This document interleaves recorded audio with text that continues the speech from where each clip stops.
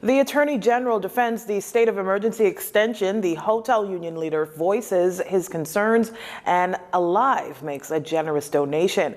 Good evening, everyone. I'm Leah Cooper with your JCN News for this Tuesday, January 26. Minister of Legal Affairs and Attorney General Senator Carl Bethel says all the government is seeking to do is maintain discipline as the country continues its fight against COVID-19.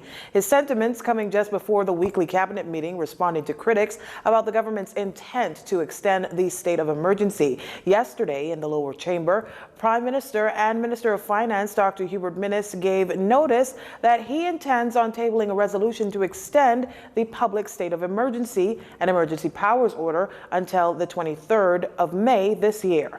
So, it is a difficult thing for all of us to have these constrictions on movement and the mandates of masks and social distancing. But at the end of the day, we have to understand that these disciplines have brought us this far. That and faith have brought us this far. We only have a little more ways to go before we can begin the process of mass vaccination, hopefully. When that is done, then it will be possible, it will be reasonable, and it will be justifiable to further reduce and perhaps even eliminate the emergency orders. Many Bahamians have expressed that the EPO has been an infringement of their constitutional rights. In fact, in August of 2020, over 20 Bahamians filed a writ against the government, naming the Prime Minister, the competent authority, and Attorney General Carl Bethel as the first and second defendants in their suit. The AG says this to the critics. It is a constitutional process, and therefore no constitutional rights have been infringed. Yes, in the interest of public health, preserving the hospital and all of our health facilities from being overrun, as they are being overrun in other countries around the world, particularly our nearest neighbor as well. The orders are there designed to protect the health system of the Bahamas, which is necessary not just for people suffering from the virus, but from people with a host of other non-communicable diseases. With the country seemingly having a handle on the virus, some are calling for the competent authority and health officials to relax COVID-19 protocols. Asked about this, Health Minister Renwood Wells says this. Stay tuned. Have health officials made any recommendations? Stay tuned to the Prime Minister's deliverance in the House of Assembly tomorrow. The Prime Minister will speak to those issues. As you know, we will be debating the resolution tomorrow inside the House. So it's going to be an opportunity to air all of the issues. And for the Bahamian people should pay attention. The Prime Minister is going to move the resolution as he always does. I will second that resolution, and other members in the House will speak to it. Changes coming? Changes coming? Changes here. The Governor General declared a public state of emergency on March 17, 2020, when the coronavirus first made its way to the country's shores. With the 2022 general elections about 14 months away, today outside and ahead of the cabinet meeting, Minister of National Security Marvin Dames responds to opposition leader Philip Davis. His remarks yesterday in Parliament raising concerns over delays in the registration of new voters. Minister Dames says he's not getting into politics when it comes to the voters' registration process over what Mr. Davis is saying. We would have recently passed some legislation that would have ushered in a permanent register. So we don't have 200,000 people to register this cycle. We only have 20,000, okay? And so we should be rolling out an extended registration process very shortly. We will have more than enough time to register approximately 20,000 people, and the process is ongoing. So as far as those comments, no one has ever approached me about it, nor the leadership team at the Parliamentary Registration Department. Now, there has been much speculation from the opposition that the Prime Minister has plans to call elections sometime this year. Dr. Minnis has denied this recently, and the current voter registry is set to expire in July. People are going there. I mean, even your members are talking about it, that people are good. The registration exercise is not I wrote to you, I had got no response from a letter, and I wrote at least 2 weeks ago. That's why I'm raising it now.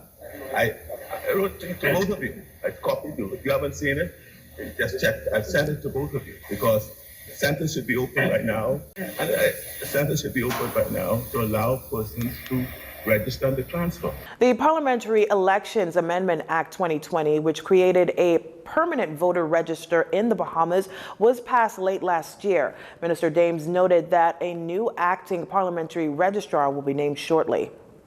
While the mega resort Atlantis Paradise Island is getting set to place another crew of employees on furlough, Labor Minister Dion Folk spoke to concerns of job security for Bahamians, noting that while resort employees are being furloughed, employment levels at Atlantis remain the same. There's no change in terms of the employment level.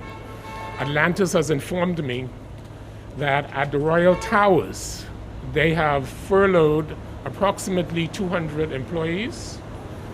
But they have re-engaged approximately 200 employees at the Cove. So in terms of the employment level at Atlantis, there is no change. I am also advised by Atlantis that the spring break, which is depending on which university, begins around the end of February and goes from anywhere from 3 to 4 weeks, that they're optimistic that they're going to be able to reopen the Royal Towers and re-engage those 200 employees by the end of February. Now, Atlantis made the announcement that these furloughs are due to the challenges such as a spike in COVID cases in key markets, new and increased travel restrictions, and requirements that have presented roadblocks for travel. However, the minister expressed optimism for the tourism sector. We got notification from Sandals that their hotel in Exuma will be opening at the end of February, and that the hotel here in Nassau will be opening at the end of March. That is very good news for almost 1,000 employees of Sandals. We also got notification that Bahama will be opening their other 2 hotels, the Rosewood and the SLS, at the beginning of March. So Bahama will be completely open. That is extremely good news. Most major hotels closed their doors in late March of 2020 as travel in and out of the country had come to a virtual standstill. Atlantis opened its doors last month to employees and guests. Just yesterday, the resort, in a statement, said it remains positive and patient that the travel industry and tourism in the Bahamas will recover, allowing the return of all team members to Atlantis. Meantime, employees are concerned following Atlantis' latest announcement. This coming from President of the Bahamas Hotel Caterers and Allied Workers Union, Darren Woods, who says safety measures for guests like 5th-day COVID testing and quarantining for 14 days have resulted in a lot of cancellations, which is concerning for the hotel industry. You will be aware that our industry is generated by occupancy. They work based on occupancy. So anytime the occupancy drops below a certain level, they then begin to work reduced days. So we just need to see how this is going to, how far reaching this is going to be, because it seems now that the industry is struggling to try to reopen, and I'm talking about the hospitality industry. Add to that, Prime Minister Dr. Hubert Minnis has recently gone on record saying that unemployment benefits will expire at the end of the month. To that, Mr. Woods says this. That was a question that we put to the minister, and he said that is still up for discussion. What he said to me was that it expires at the end of the month, or it comes to an end at the end of the month. And then, of course, if persons are going to continue to be on layoff, then of course there has to be some consideration given as to how what is going to happen for these people, and coupled with the extension to the emergency orders that now goes until May 23rd, which is of course, as we mentioned before, is a major concern for us, because there needs to be a balanced strike between the rights of the employees and the rights of the employer, to make sure that the two does not run opposite.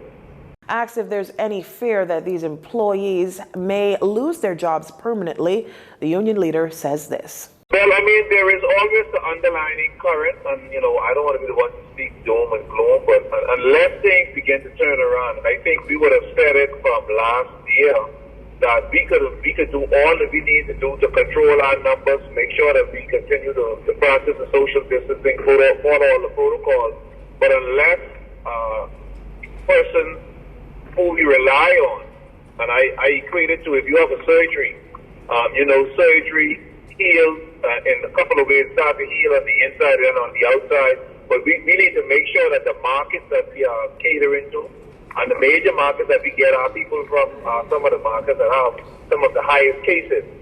And until they're able to bring those cases down to an acceptable level, we're going to be faced with this concern with the coronavirus and of course, all of the fallout from it.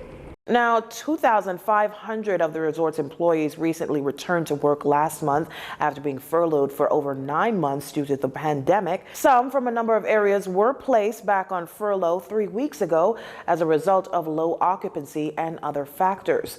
You're watching JCN News. Stay with us.